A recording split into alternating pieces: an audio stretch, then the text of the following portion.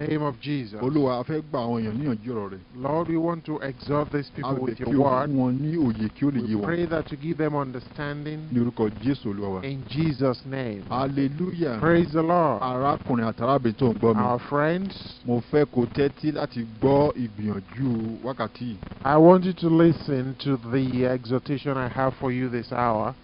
O lè ti máa gbọ́ nípa pé Jésù ń padà bọ̀. You may have been hearing about the coming of the Lord. O sì lè ti máa gbọ́ pé àwa tá jẹ́ ọmọlẹ́yìn Kristi à ń lọ pàdé Jésù láwọ̀ sánmọ̀. And perhaps you have heard that those who are believers will be caught up to meet Jesus in the air. Ṣùgbọ́n mo fẹ́ ṣàlàyé rẹ̀ ní ẹ̀kúnrẹ́rẹ́. But I would like to explain it in detail. Ẹ̀yin tẹ́ jẹ́ pé ẹ ti ń tẹ̀lé gbogbo ìwàásù wa láti ọjọ́ púpọ̀, eléyìí yóò ràn yín lọ́wọ́. Those of you who have been following our sermons, you will enjoy this very well. Eléyìí jẹ́ láti lè mú yín túbọ̀ máa dàgbà sínú ìgbàgbọ́ ni. The purpose of this sermon is to make you grow deeper in the Word of God. Ṣùgbọ́n ẹ̀yin tó bá jẹ́ pé ẹ tiẹ̀ tí ìgbà Jésù ẹ̀ láti kọ́kọ́ wá gba Jésù ni. But for anybody who has not even accepted Jesus as Saviour, you have to start from the beginning. Kó tó lè ní ìpinnu ohun tí a fẹ́ sọ yìí, òun láti kọ́kọ́ wá gba Jésù kò ní. Before you can partake of what we are going to teach today, you must accept Jesus as your Saviour. Praise the Lord. Àní ní ayé àtijọ́ àti máa ń gbọ́ àwọn ìtàn kan. We have some stories that we have from the olden days. Láàárín àwa Yorùbá ọ̀pọ̀ àwọn máa ń sọ nípa ìtàn yìí. The Yorubas have this story. Wọ́n máa ń sọ pé àwọn kan tó ń jẹ́ àwọn àgbààgbà kan pé wọ́n wọlé lọ nígbà tó pé wọn ò kú ikú ara. They talk about some older people that never died in the flesh. Wọ́n sọ pé àwọn wọ̀nyí ni wọ́n bá ti lè ní oògùn tó bẹ́ẹ̀ gẹ́gẹ́ tí pé wọn ò fi rí ikú ara pé àjà ilẹ̀ gbé wọn lọ. They said these people are so deeply spiritual that they never really died, but they were caught up.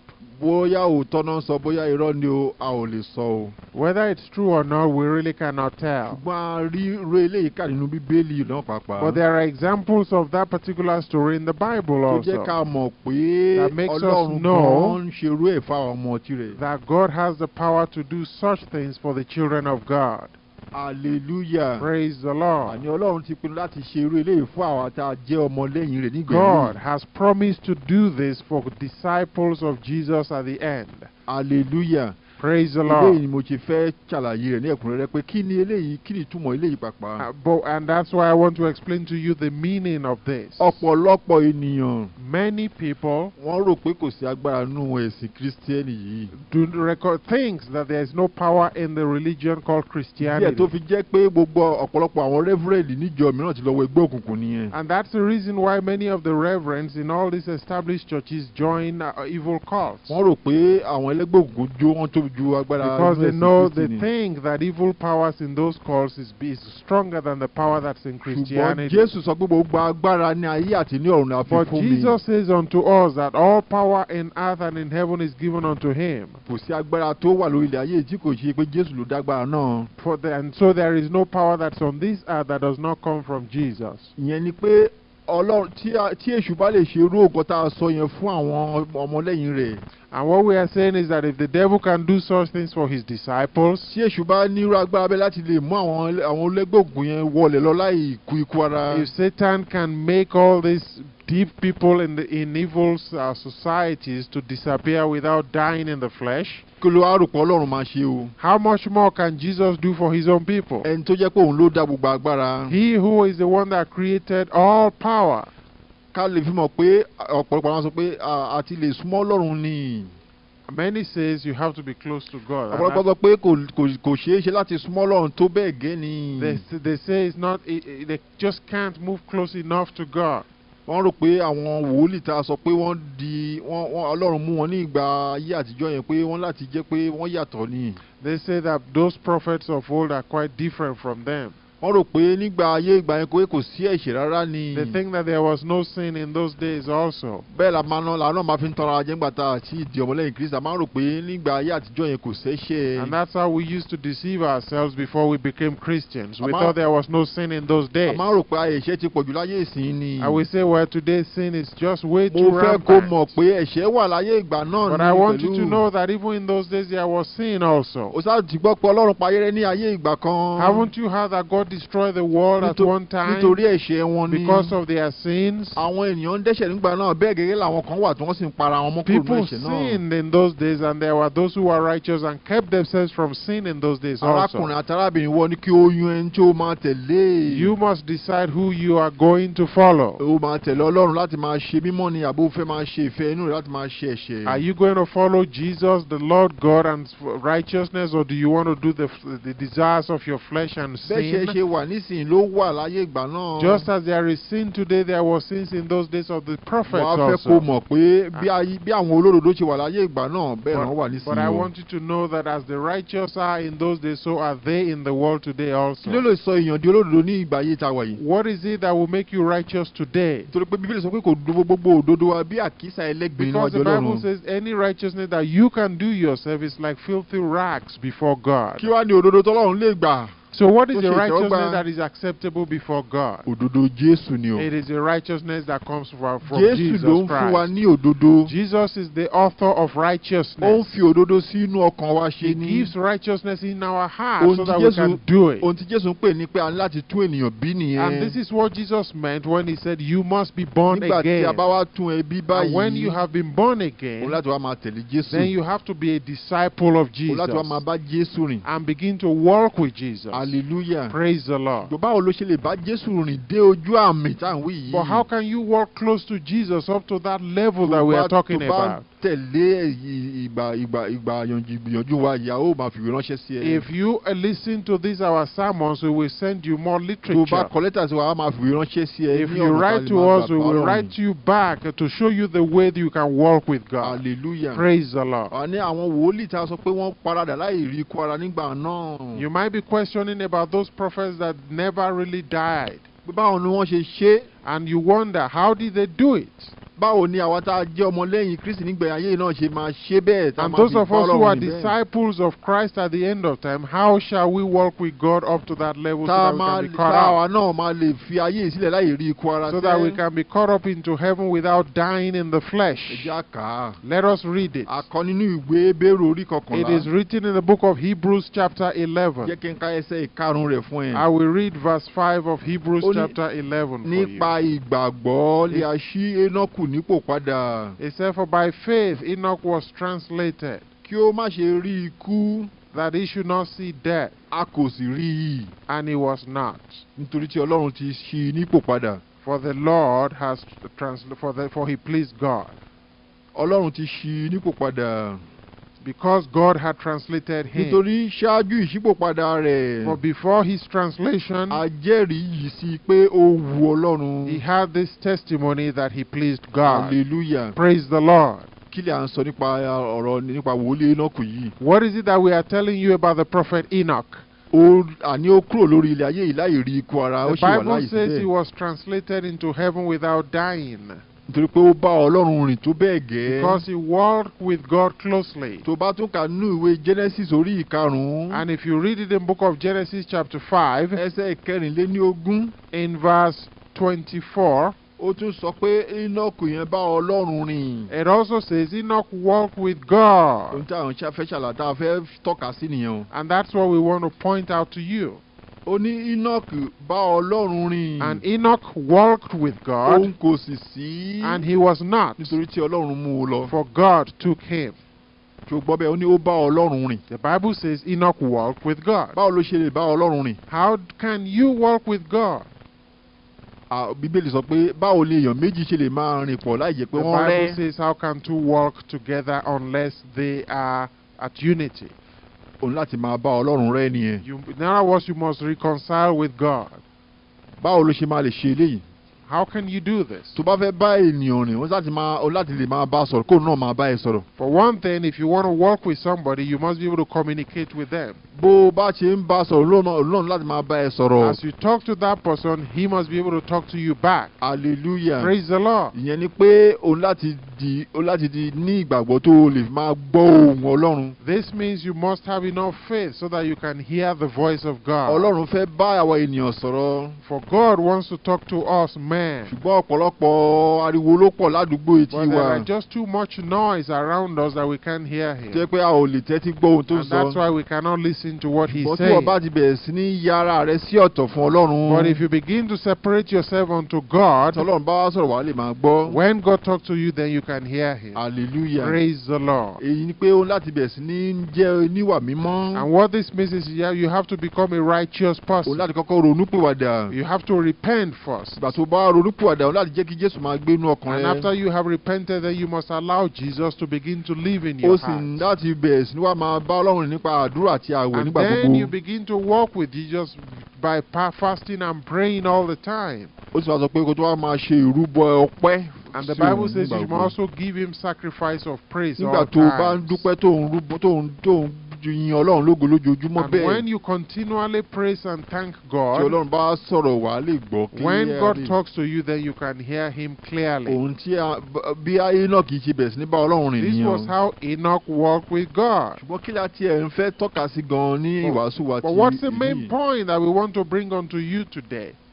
Hallelujah. Praise the Ohun Lord. tí a fẹ́ tọ́ka sí ni pé The main point is this. ọ̀pọ̀lọpọ̀ náà àyìn tẹ́ ń gbọ́ mi tó yẹ pé ẹ ti di ọmọlẹ́yìn Kristi. Now, many of you that are listening to me who are Christians, Tẹ́ ẹ ti di àtúnbí. that has been born again, Ọ̀pọ̀lọpọ̀ yín tí ẹ tún ti ní ẹ̀bùn ẹ̀mí mímọ́. and many of you have even been baptized by the Holy Spirit. Ṣùgbọ́n ọ̀pọ̀lọpọ̀ ló kàn ń rò pé ọjọ́ táwọn wí yìí kàn máa dé bí ló kàn máa dé bẹ́ẹ̀ gẹ́gẹ́ ni àwọn ní ohun ṣé ohun mìíràn láti ṣe mọ́. Many of you just think that day will catch up with you and then you don't have to do anything. Ọ̀pọ̀lọpọ̀ pé àwọn kàn máa tají lọ́jọ́ kan wọ́n á bára wọn lọ́run. And many of you think you're just going to wake up one day and meet yourself in heaven. Ṣùgbọ́n kí ni a fẹ́ tọ́ka sí lénìí? But what is it that we want to bring to you Mo fẹ́ today? tọ́ka sí pé I want to show you this.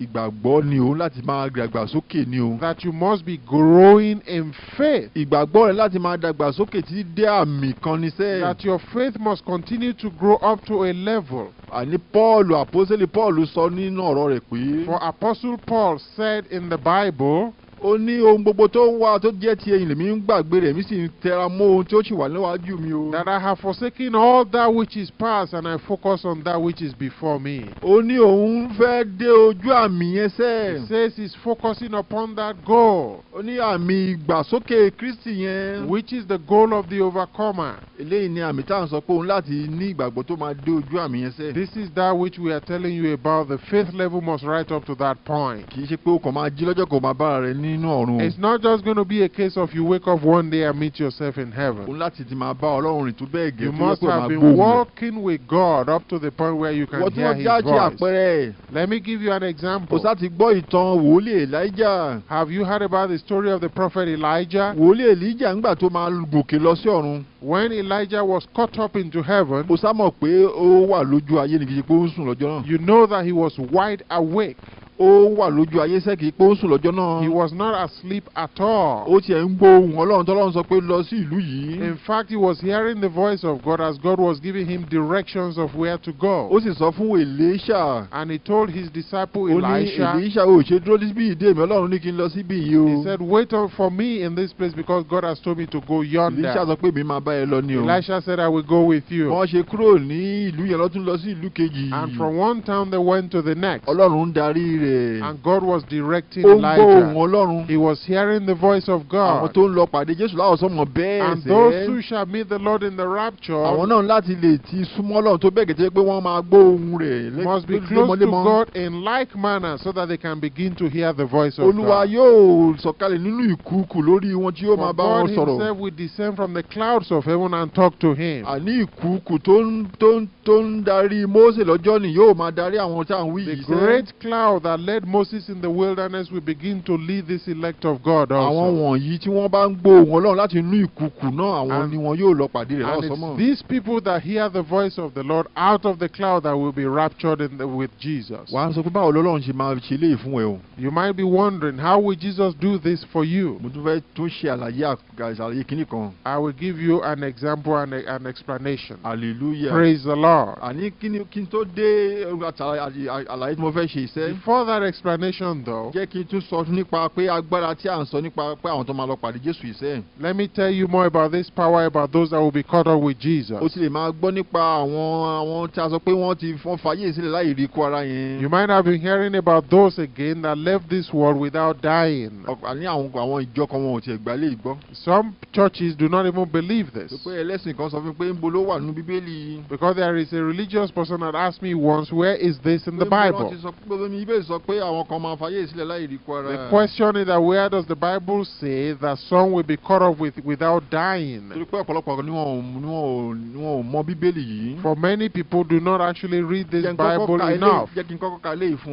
I will read this for you in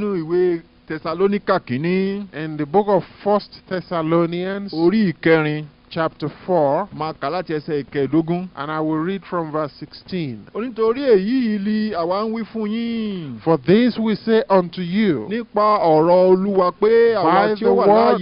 the word of the Lord, that we which are alive and remain unto the coming of the Lord shall not prevent them which are asleep. For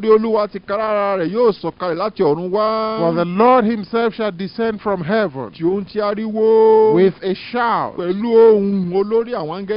the voice of the archangel, and with the trump of God, and the dead in Christ shall rise first. Then we which are alive and remain shall be caught up together with them in the clouds, to meet the Lord in the air, and so shall we ever be with the Lord. Hallelujah. Praise the Lord. This is where it is written in the Bible that we shall be translated from this world without dying in the body. Apostle Paul put this drop this message there. But I want you to know there's a lot more to what is being said here. That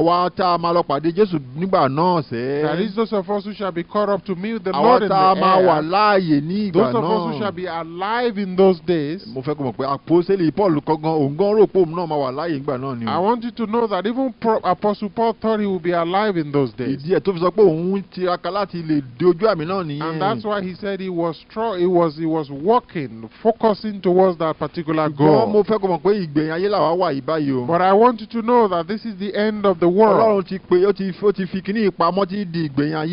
This particular translation has been hidden and reserved for the end of the world.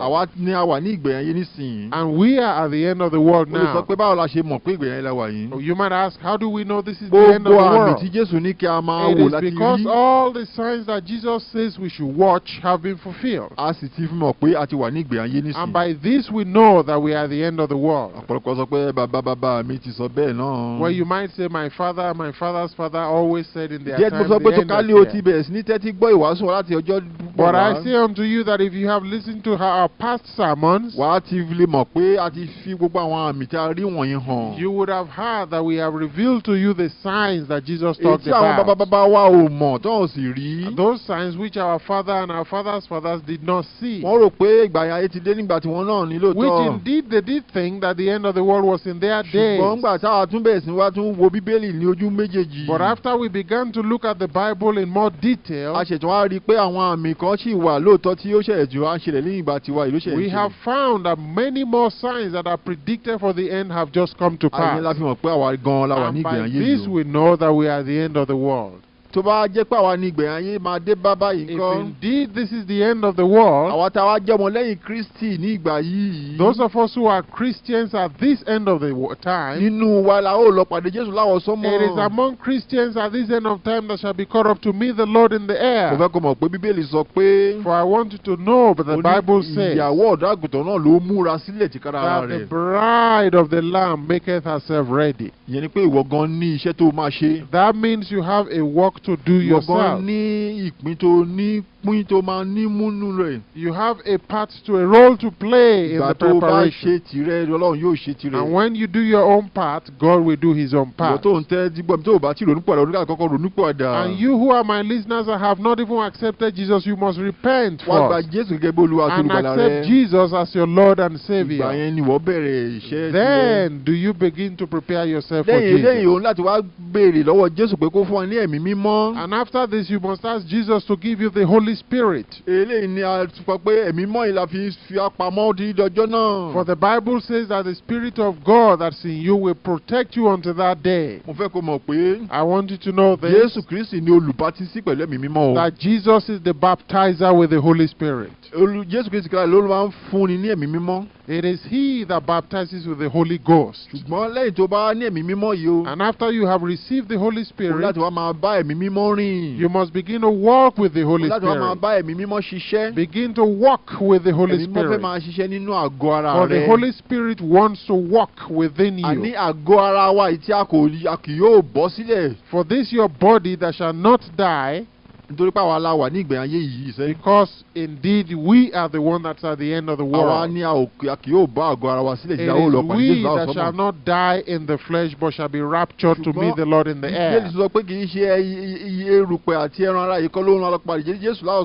the Bible says it's not this flesh that shall go meet the Lord in the air. How is he going to do it? It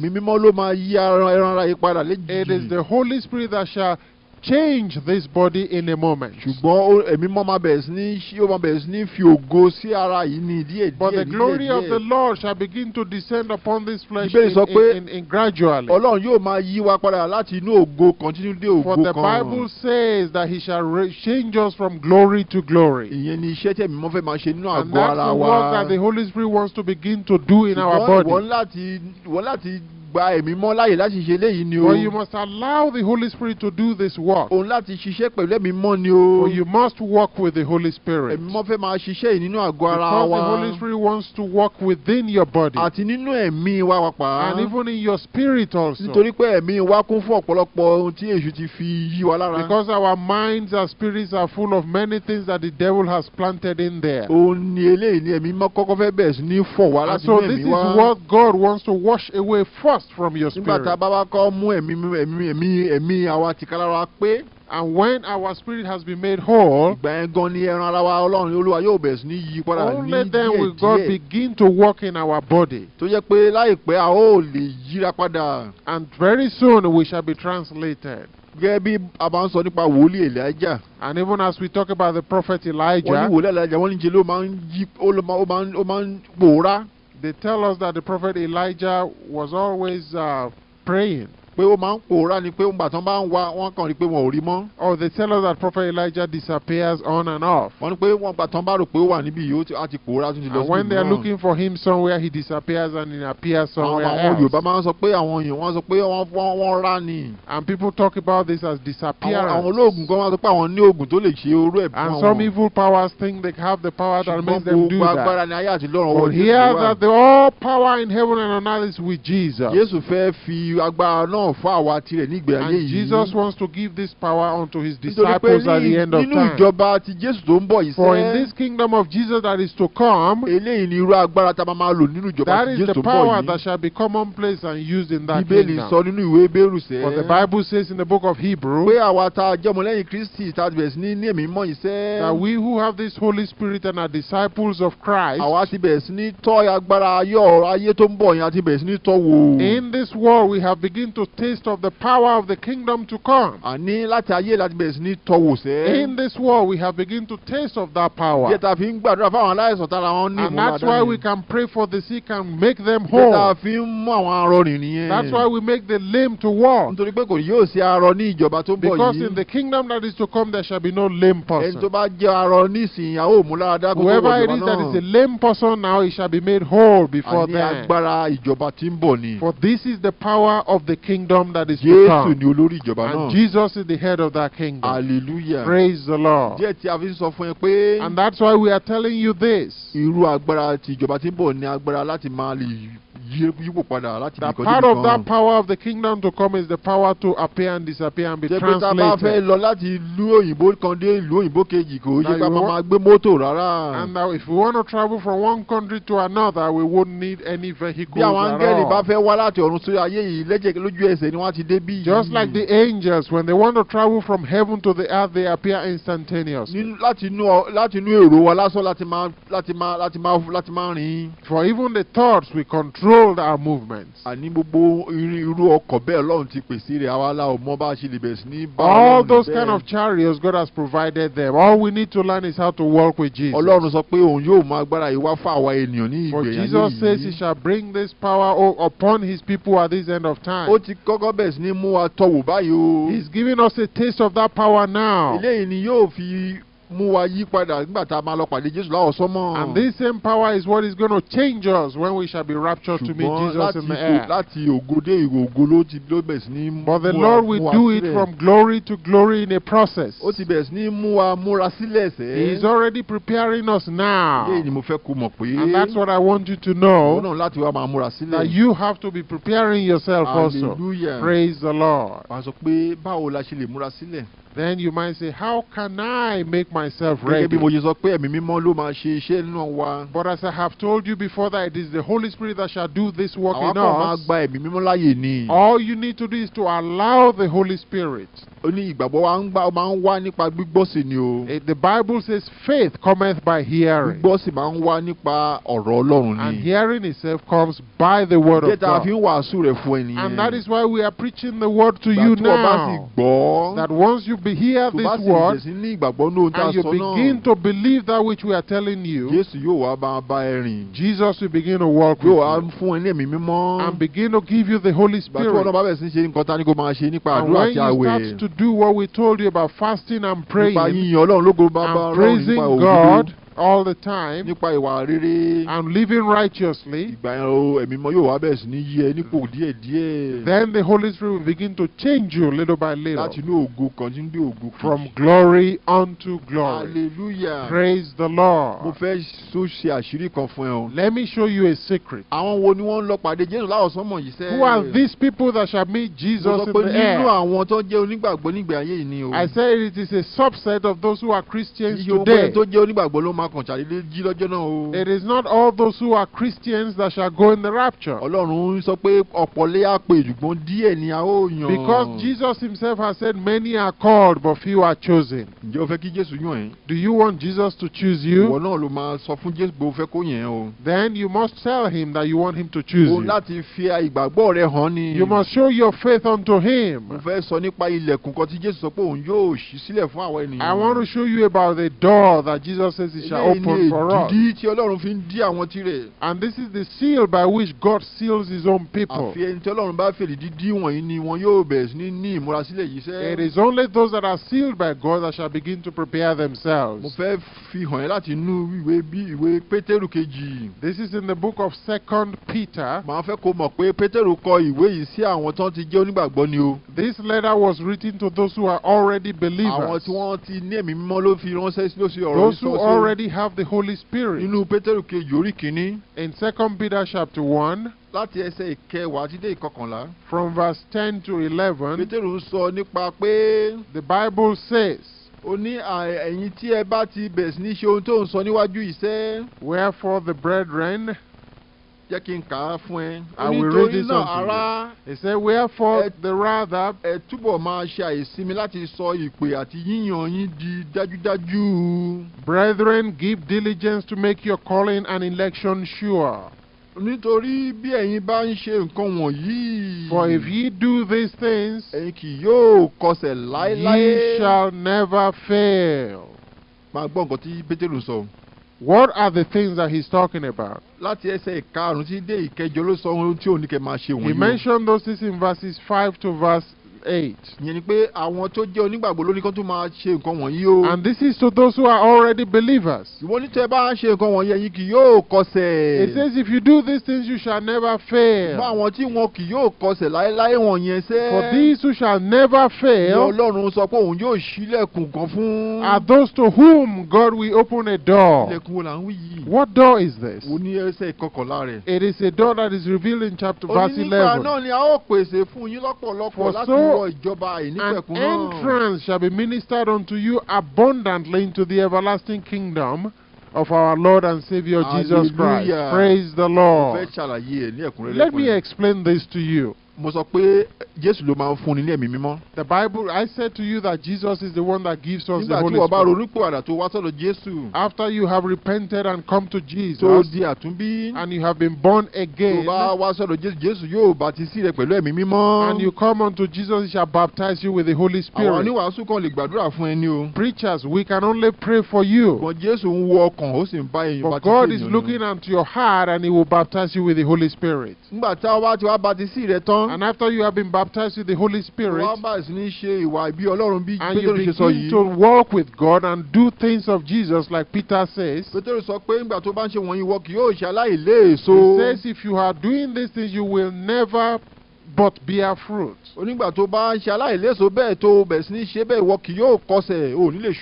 if you are a fruitful Christian you will never fall. And when God sees that this one cannot fail, then the Lord will open unto you an entrance. And it is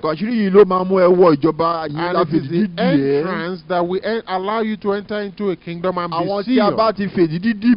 For those who are sealed thus are those that will meet the Lord in the air. Then you say, where did Jesus say this? Because I know some Muslims told me once that many things that Christians are claiming today, Jesus never said them himself. But I want to let you know that Jesus did mention this secret. For in the book of Matthew chapter 25, Jesus gave the parable of the 10 virgins.